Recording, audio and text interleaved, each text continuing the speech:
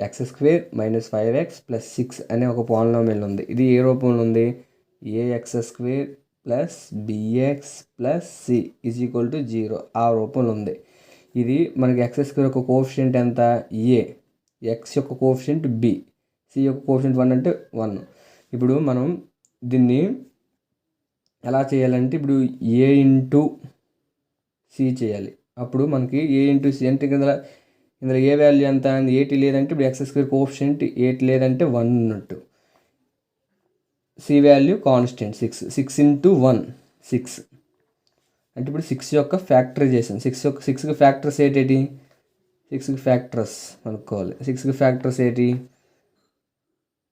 2 3 6 6 1 6 ఈ రెండు 6 యొక్క ఫ్యాక్టర్స్ అవుతాయి. ఇప్పుడు మనకి ఈ రెండిట్లో ఏం సరిపోతుందో చూడాలి. ఇప్పుడు చూడండి -5x ఉంది అంటే 2 కలిపినప్పుడు -5x రావాలి. ఇప్పుడు ఈ 2 కలిపితే 7 అయిపోతుంది. అప్పుడు ఇది అవ్వదు. ఇప్పుడు 2 3 ఉంది. 2 3 అంటే కలిపితే 5 వస్తుంది.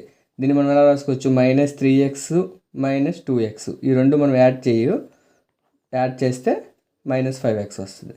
అంటే మనం -3x అంటే -3 -2 ఒక 2 తీసుకోవచ్చు కదా 6కి ఫ్యాక్టర్స్. అప్పుడు దీన్ని ఇలా రాసుకోవచ్చు x² - 2x - 3x + 6. ఇప్పుడు చూడండి 6 × 1 6 ఈ రెండు యాడ్ చేస్తే -5x సరిపోయింది. ఇప్పుడు కామన్ తీయాలంటే ఇక్కడ x² అంటే x × x² మనం ఎలా రాసుకోవచ్చు?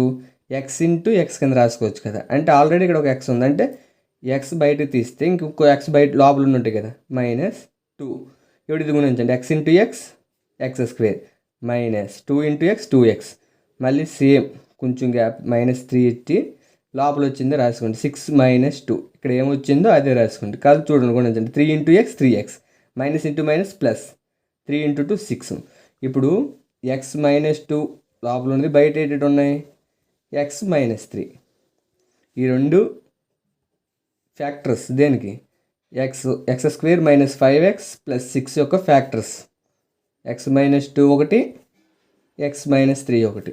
ఈ రెండు x² - 5x + 6 యొక్క ఫ్యాక్టర్స్. ఇదే ఫ్యాక్టరైజేషన్ చేసి మిడిల్ టర్మ్ విభజించడం ద్వారా వచ్చిన సొల్యూషన్.